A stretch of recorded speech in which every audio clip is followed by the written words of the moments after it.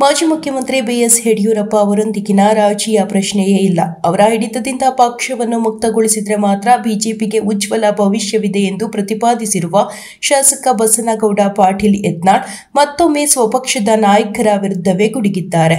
ಯಡಿಯೂರಪ್ಪ ಅವರ ವಿಚಾರದಲ್ಲಿ ಸಾಫ್ಟ್ ಆಗುವ ಪದ ನನ್ನ ನಿಘಂಟಿನಲ್ಲಿಯೇ ಇಲ್ಲ. ನಾನು ನನ್ನ ಧೋರಣೆಯನ್ನು ಯಾವುದೇ ಕಾರಣಕ್ಕೂ ಮೃದುಗೊಳಿಸಿಲ್ಲ ಮತ್ತು ಅವರೊಂದಿಗೆ ರಾಜಿ ಮಾಡಿಕೊಳ್ಳುವ ಪ್ರಮೇಯವೇ ಇಲ್ಲ ಎಂದು ಯತ್ನಾಳ್ ಸ್ಪಷ್ಟಪಡಿಸಿದರು.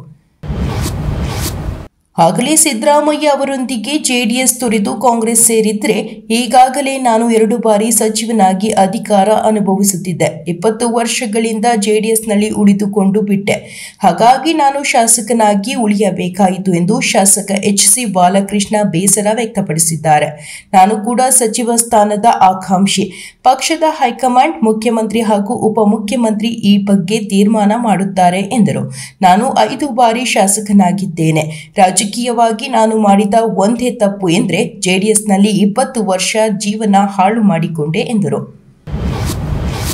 ಆರ್ಎಸ್ಎಸ್ ನಿಷೇಧಿಸುವ ಸಂಬಂಧ ಸಚಿವ ಪ್ರಿಯಾಂಕ್ ಖರ್ಗೆ ಅವರು ಅವರ ಅಭಿಪ್ರಾಯವನ್ನು ಸರ್ಕಾರಕ್ಕೆ ಹೇಳಿದ್ದಾರೆ. ಅವರ ಅಭಿಪ್ರಾಯ ತಿಳಿಸುವ ಹಕ್ಕು ಅವರಿಗೆ ಖಂಡಿತವಾಗಿಯೂ ಇದೆ. ಮುಖ್ಯಮಂತ್ರಿಗಳು ಎಲ್ಲರ ಜೊತೆ ವಿಮರ್ಶಿಸಿ ತೀರ್ಮಾನ ತೆಗೆದುಕೊಳ್ಳಬಹುದು. ಆರ್ಎಸ್ಎಸ್ ತನ್ನ ಹೆಸರಿನಂತೆ ರಾಷ್ಟ್ರೀಯ ಸೇವೆ ಮಾಡುತ್ತಿದೆ. ವ್ಯವಸ್ಥೆಯಲ್ಲಿ ಕೆಲವು ತಪ್ಪುಗಳಾಗುವುದು ಸಹಜ. ತಪ್ಪುಗಳು ಇದೆಯೋ ಇಲ್ಲವೋ ವಿಮರ್ಶಿಸಬೇಕು ಎಂದು ಶ್ರೀ ಪೇಜಾವರ ಮಠಾಧೀಶರಾದ ಶ್ರೀ ವಿಶ್ವಪ್ರಸನ್ನ ತೀರ್ಥ ಶ್ರೀಪಾದರು ಹೇಳಿದರು. ಕಾಂಗ್ರೆಸ್ನಲ್ಲಿ ಹೈಕಮಾಂಡ್ ತೀರ್ಮಾನವೇ ಅಂತಿಮ. ಆದರೂ ಹೊಸದಾಗಿ ಮುಖ್ಯಮಂತ್ರಿ ಆಯ್ಕೆ ಮಾಡುವಾಗ ವೀಕ್ಷಕರನ್ನು ನೇಮಿಸಿ ಶಾಸಕರ ಅಭಿಪ್ರಾಯ ಪಡೆದು ಹೈಕಮಾಂಡ್ ಮುಂದಿನ ನಿರ್ಧಾರ ತೆಗೆದುಕೊಳ್ಳುತ್ತದೆ ಎಂದು ಕೈಗಾರಿಕಾ ಸಚಿವ ಎಂಬಿ ಪಾಟೀಲ್ ತಿಳಿಸಿದರು.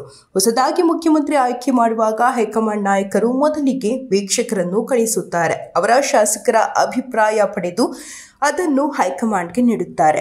ಶಾಸಕರು ನೀಡುವ ಅಭಿಪ್ರಾಯದ ಮೇಲೆ ಹೈಕಮಾಂಡ್ ತೀರ್ಮಾನ ತೆಗೆದುಕೊಳ್ಳುತ್ತಾರೆ. ಇದು ನಮ್ಮ ಪಕ್ಷದ ಪದ್ಧತಿ ಎಂದು ಹೇಳಿದರು.